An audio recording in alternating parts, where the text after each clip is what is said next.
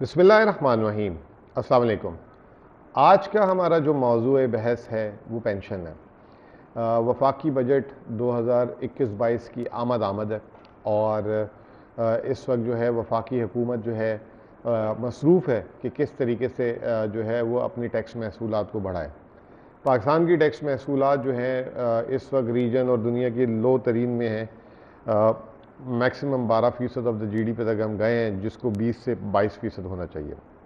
हमारी जो टैक्स महसूलात है उसमें सबसे कमी की वजह वो यही है। कल मैं अशफाक तोला साहब टैक्स एक्सपर्ट हैं, उन्होंने बड़ा राइटली कहा एक प्रोग्राम में कि 43% ऑफ द जी इकॉनमी जो है हमारी वो अनटैक्स है या वो बिल्कुल ही लो टैक्सड है। जैसे कि हमारी ज़राअत, लाइफ स्टॉक और जो है wholesale and retail trade, ये सबसे बड़े जो है ये मिला के 43% ऑफ द जीडीपी होते हैं और ये इनका टैक्स में कंट्रीब्यूशन ना होने के बराबर है। इसके अलावा बहुत सारी इंडस्ट्रीज़ को मुराद भी मिलती हैं, लोगों को मुराद भी मिलती हैं और वो टैक्स नहीं देते और वो ठीक ठाक पैसा बना रहे होते हैं। इसी के सिलसिले की एक कड़ी जुड़ी और अखबारात में एक ख़बर घूम रही है कि इनकम टैक्स जो है अब पेंशन्स जिनको मिलती हैं उनको भी लगेगा। और उसमें जो है काफ़ी सारे लोगों का एतराज़ ये है कि जिन्होंने ज़िंदगी भर पेंशन दी है वो जो है फिर उनको जो है सॉरी जो है हुकूमत की और अवाम की खिदमत की है, आप उनको फिर बुढ़ापे में टैक्स लगा देंगे। देखिए, टैक्स तो आमदनी पे होता है ना। जब वो काम भी कर रहे थे तो उनको टैक्स लगता था, उनकी जो आमदनी थी, तो क्यों उनकी आमदनी में रिटायर होने के बाद उनको टैक्स ना लगे? ऐसा तो कुछ नहीं है। हुकूमत जो है उनको और इलाज मालजे 10 सहूलतें और दे सकती है, लेकिन जिसका टैक्स एक आम आदमी देता है टैक्स जिस तरह, उस तरह पेंशनर को भी टैक्स देना चाहिए। और पेंशनर जो हैं दो किस्म के हैं हमारे मुल्क में। एक बिल्कुल ही आम पेंशनर जो जिसकी तनख्वाह जो है जो पेंशन जो है वो 10, 15, 20, 5-20 हज़ार रुपये है। और एक पेंशनर ये है कि वो लाखों में उसको महीने की पेंशन मिलती है, 5 लाख, 10 लाख, 6 लाख, 8 लाख और उसके अलावा मुराद अलग मिलती है। तो उसको क्यों ना टैक्स लगे? एक आम आदमी जब रिटायर होता है और वो पूरी ज़िंदगी टैक्स देता है, उसके बाद उसको रिटायरमेंट में उसके असासों पे टैक्स मुसलसल लग रहा होता है, उसकी आमदनी पे टैक्स लग रहा होता है, तो क्यों सरकारी मुलाजिम जो है उससे बरी ज़मा हो? चलें, ये तो एक डिबेट है, वो रहेगी। पहले मैं आपको बता देता हूं कि हमारे मुल्क में पेंशनर्स की तादाद क्या हो सकती है। मैंने अंदाज़ा लगाने की कोशिश की है, इसमें 19-20 हो सकता है, गलती हो सकती है। सिंध हुकूमत जो है वो 4,93,000 लोग जो है वहाँ पे काम करते हैं उनके पास।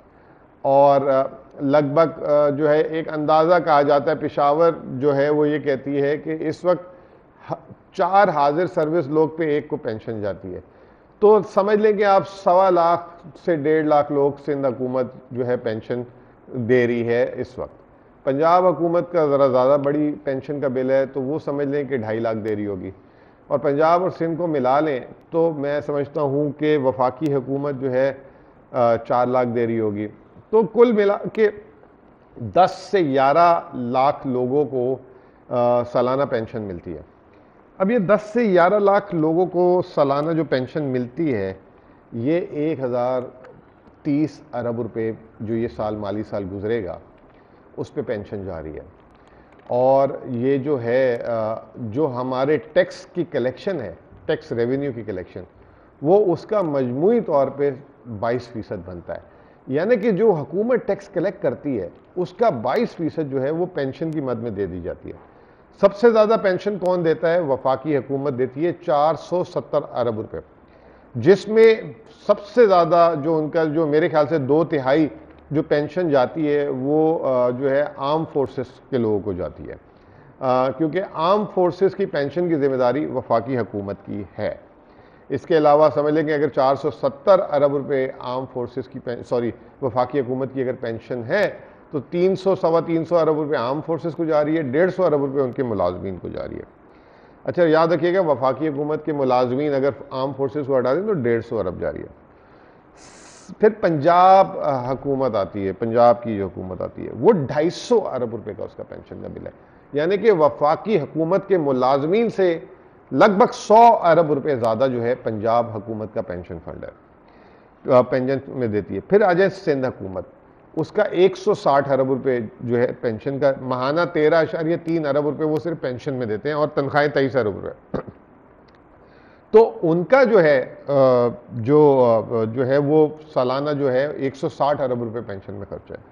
फिर केपी हुकूमत 86 अरब रुपए उनका खर्चा है। फिर बलोचिस्तान हुकूमत उनका 38 अरब रुपए है और आज़ाद कश्मीर की हुकूमत का मिला के 22 अरब रुपए है। तो ये तमाम अगर आप जमा कर लें तो 1030 अरब रुपए। अच्छा, पेंशन में जो है इस बात को मुकम्मल करके मैं बताऊंगा कि पेंशन को टैक्स क्यों लगना चाहिए और पेंशन का गलत इस्तेमाल कैसे हो रहा है। मैं गलत हो सकता हूं, इसमें हम डिबेट भी कर सकते हैं। आपको एक छोटी सी एग्जांपल देता हूं कि केपी हुकूमत में 2016 से 18 तक 11,000 लोग पेंशन में ऐड हुए, यानी कि रिटायर हुए, और इसी पीरियड में सिर्फ 100 लोग पेंशन से उनका खरूज हुआ। तो यानी कि 11,000 लोग 2 साल में आए और 100 लोग गए, यानी कि 1,000 और 10,900 लोगों मजीद पेंशन के उसमें शामिल होते गए और इसी ये रफ्तार से बढ़ते रहेंगे। अब ये क्यों खरूज इतना कम है और इतने ज़्यादा लोगों की आमद हो रही है? उसकी वजह यह है कि हमारी पेंशन स्कीम जो है, जो आदमी रिटायर होता है उस तक महदूद नहीं है, उसके ख़ानदान और उसके फिर आगे ख़ानदान, 2 तरीके से पेंशन जाती है। पहले तो ये कि जो रिटायर होता है, बड़ी मज़े की बात है, जो शख्स रिटायर होता है उसकी 25 साल की सर्विस होनी चाहिए तो उसको पेंशन मिलेगी। अब जी वो 25 साल गुजारने के बाद जब वो रिटायर हुआ 55-60 साल की उम्र में, तो अब वो अगर चलें उसकी ज़िंदगी और अल्लाह बड़ी करे 10 साल या 15 साल या 20 साल चलें, 80 साल तक भी वो रहता है, तो उसको असूली तौर पे 20 साल तक पेंशन मिले, अच्छी बात है और पेंशन का उसका हक भी है। उसने सरकारी मुलाजमत कम तनख्वाह में इसीलिए की। लेकिन जब वो इसका इंतकाल हो जाता है तो अगर उसकी बीवी ज़िंदा है तो वो तनख्वाह जो है, वो पेंशन उसको मुंतकिल हो जाती है, फिर वो लेना शुरू कर देती है।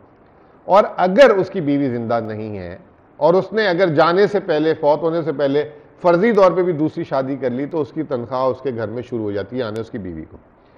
फिर उसके बाद अगर बीवी ज़िंदा है तो बीवी को आएगी। जब बीवी का इंतकाल होगा तो अगर उस शख्स की कोई भी बेटी अनमैरिड होगी अगर, तो उसको वो पेंशन मुंतकिल हो जाएगी या वो बेवा होगी।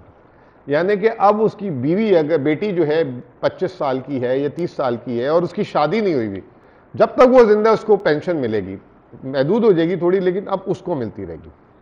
अब उसका अगर इंतकाल हो गया तो उसके अगर बच्चे 21 साल से छोटे हैं तो उनको वो मिलती रहेगी और उसकी बेटी को भी मुंतकिल हो जाएगी। तो कहने का मतलब यह है कि एक आदमी जो है सरकारी मुलाजमत 10 से 25 साल के दरमियान करता है और उसका जो पेंशन के जो लेने वाले जो उम्मीदवार है वो उसकी जो है ना तारीख ख़त्म ही नहीं होती। तो इससे आप अंदाज़ा लगा लें कि ये क्या मुनसिफाना है बात कि काम कौन करके जाए और तनख्वाह कहाँ से कहाँ तक देखे। इस तरह तो हम भी बहुत टैक्स देते हैं भाई, तो हमारे साथ भी कोई ऐसी सहूलत कर लें, ठीक है ना।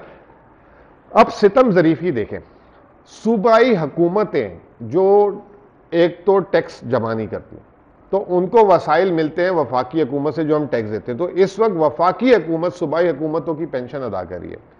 जो उनका बजट है वो अब 50% से ज़्यादा सूबाई हुकूमत की मुलाजमीन को उनकी तनख्वाहें और पेंशन पे जा रहा है, 50% से ज़्यादा।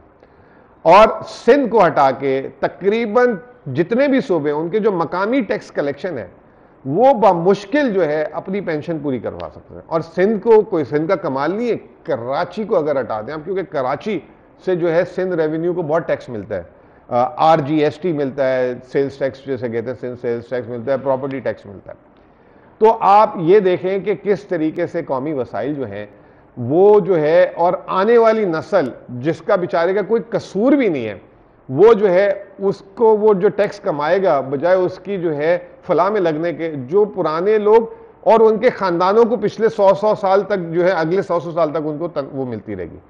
तो अभी पहला तो एक हुकूमत ने फैसला किया है कि वो टैक्स लगाएगी। अब घबराने की आपको जरूरत नहीं है। टैक्स जो है, अगर किसी इंसान की साल की, महीने की पेंशन 50,000 से नीचे है तो उसको टैक्स नहीं लगेगा। ये बात कर रहे हैं जिनको लाखों में महीने की पेंशन मिलती है तो उनको टैक्स लगना चाहिए और बिल्कुल लगना चाहिए। और मैं ये कहूँगा कि अगर ये हुकूमत को जो है बुराई भी लेनी पड़ी आम लोगों की, क्योंकि ये 10-11 लोग की तनख्वाहें और पेंशन उतारने के लिए 24 करोड़ आवाम जो है परेशान हो रही है। एक तरफ एक तराजू में 24 करोड़ अवाम है और एक तरफ 10 लाख लोग हैं। दूसरा ये कि अब इनको पेंशन के निज़ाम में इस्लाहात लानी होगी, और इस्लाहात जो हैं कोशिश करती है सूबाई हुकूमत, जैसे सिंध हुकूमत ने पिछले साल एक आध छोटा मोटा रिफॉर्म किया, केपी हुकूमत ने 2018 में कर दिया, लेकिन जो है पेशावर हाई कोर्ट ने उस पर स्टे दे दिया। तो ये हमारी अदालतें भी जो हैं थोड़ी सी मदद नहीं कर रही। हमारी अगर कोई हुकूमतों की विल होती है इसको आगे करने की, तो ये बहुत ज़रूरी है। अच्छा, मैं आपको एक और बात बताऊं, अगर कोई शख्स ड्यूरिंग द सर्विस उसका इंतकाल हो जाता है तो डायरेक्ट उसकी बीवी जो है पेंशन की इंटाइटल हो जाती है। फिर उसी तरीके से वही निज़ाम शुरू हो जाता है, उसकी बेटी और उसके जो है बीवी जो है, और उससे अगर 21 साल से कम बच्चे हैं तो उनका तालीमी खर्चा, उनका सारा कुछ जो है हुकूमत उठाएगी। फिर 21 साल के जब बच्चे बड़े हो जाते हैं तो फिर वो उसकी बीवी को मिलती रहेगी। फिर उसकी बीवी का अगर इंतकाल हो गया और उसकी अगर कोई बच्ची जो है 21 साल से छोटी है या वो है, तो इस तरह वही सिलसिला चलता रहेगा।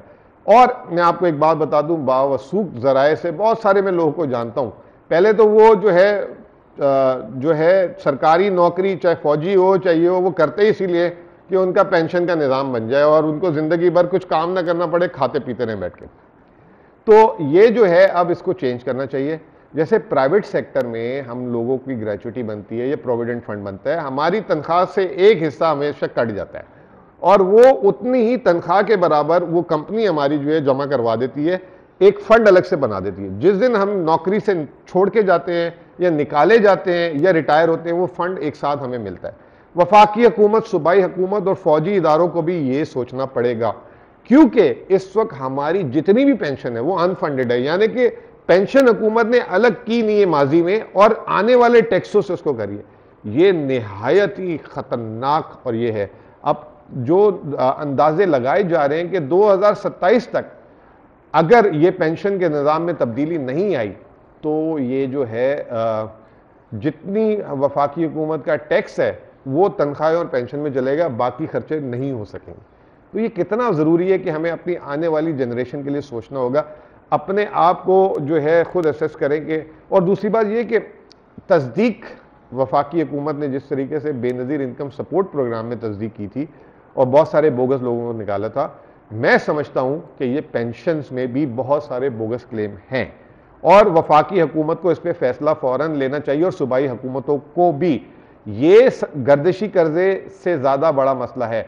अब आप अंदाज़ा लगा लें कि पाकिस्तान का जो फ़ौज का बजट है वो 1300 अरब रुपए है पूरी फ़ौज का, और अब पेंशन जो है 1050 अरब रुपए, इस साल आएगा तो 15% और लगा लें, 1200 अरब हो जाएगा।